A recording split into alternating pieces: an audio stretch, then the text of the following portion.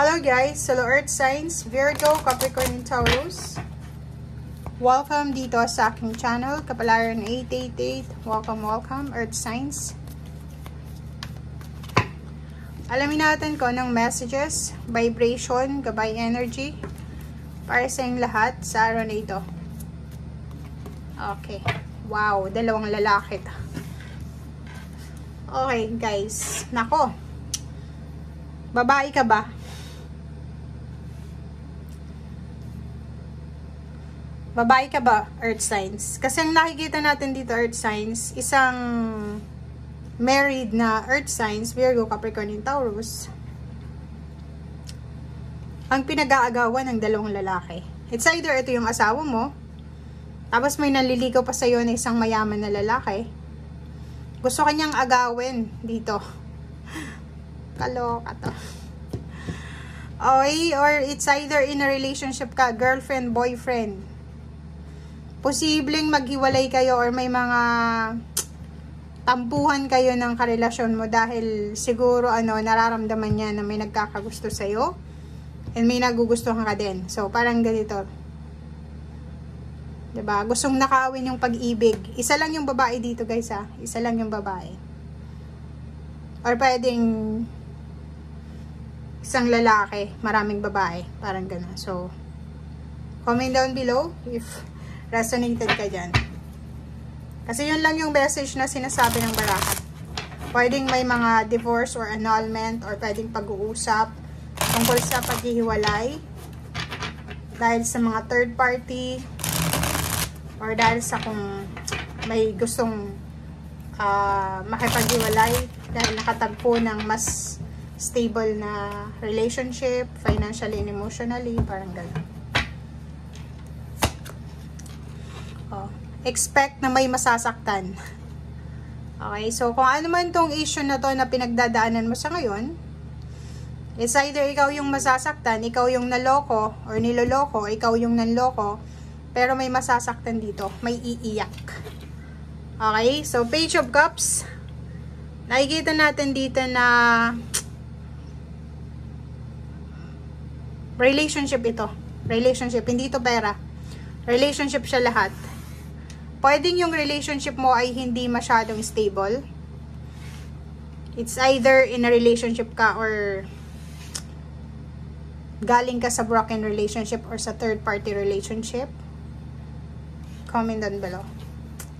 Okay, Nine of Pentacles and the Lovers.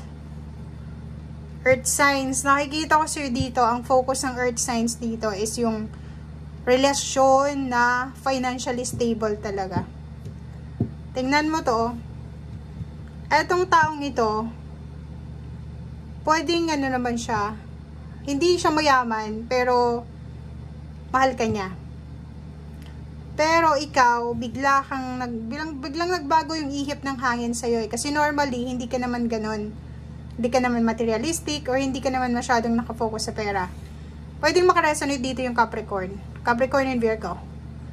Nakikita natin dito na may relationship na posibleng gaganon lang, 'di ba? Hindi siya magiging stable kasi isa sa kanilang dalawang nagmamahalan is biglang nagbago yung mindset. Gusto niya ngayon is stable na yung relationship niya. Kung dati is kaya niyang magtiis kahit walang-wala, zero money.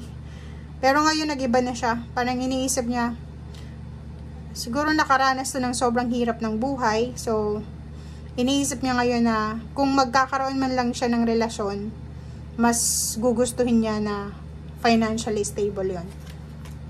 Oh, diba? Tingnan mo. And yung other person na to, nag-aalala. So, if ever ikaw yan, napansin mo na yung karelasyon mo is medyo nagbago na yung ugali niya, nagrereklamo na siya. Dati, okay lang kahit anong ipakain mo sa kanya, kahit walang pera, okay lang, basta wala kayong sakit, walang problema. But now, for the past few days or weeks or months, medyo marami na siyang hinahanap, marami na siyang reklamo, complain laban sa'yo or sa relationship nyo. So, natatakot ka ngayon na posibleng magkahiwalay kayo or posibleng mawala yung pagmamahal niya sa'yo. Okay? Justice. Nakikita ko sa'yo dito na huwag kang mag-alala. Kasi alam mo yung mga taong niloloko, binibigyan niya ng biyaya tenfolds. Pero nakikita ko sa'yo dito, pampalakas loob mo lang to eh. Justice. If ever ikaw yung niloloko dito, yung fairness dito is parang tinatapik-tapik ka lang ng ating universe sa likod na pinagsasabing okay lang yan. Darating yung para sa'yo. Pero nakikita ko masasaktan ka or is either the other party na naloko. So, 7 of Wands, kailangan mong proteksyonan ang relationship mo. Kailangan mong proteksyonan ang sarili mo. Bakit ang focus ng baraha mo ngayon is puro relationship? So, eto, boundaries. Kinakailangan mong maglagay ng boundaries sa paligid mo. Proteksyonan mo yung peace of mind mo, yung puso mo,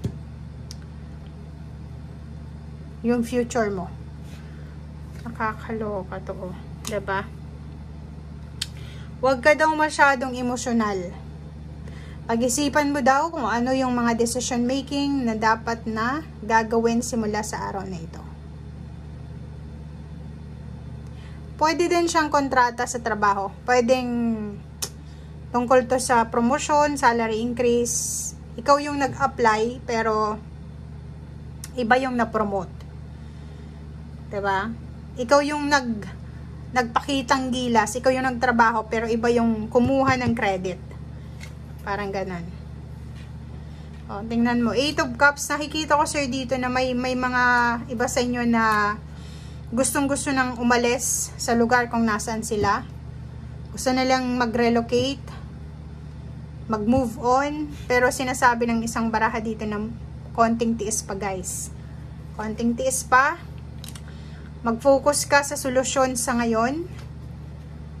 Mag-focus ka sa resolution. And mag-focus ka sa new beginning. So parang sinasabi ng baraha sa'yo na huwag kang magpadalos-dalos sa decision making today na halimbawa, nahuli mo yung karelasyon mo, may karelasyon ng iba. Tapos bigla kang makikipaghiwalay, aalis ka. Sinasabi ng baraha sa'yo dito, kailangan mo pa ng konting pasensya kasi may parating na posibleng good news para sa'yo na pwedeng magbigay sa'yo ng new beginnings, zero the full, pero nakikita ko sa'yo dito, sobrang nasasaktan ka or the other person, other way around. So, comment down below if resonated ka dito. Relationship or money. Parang nasabotahe kayo, naloko kayo, or paano pa man. Thank you guys. Bye!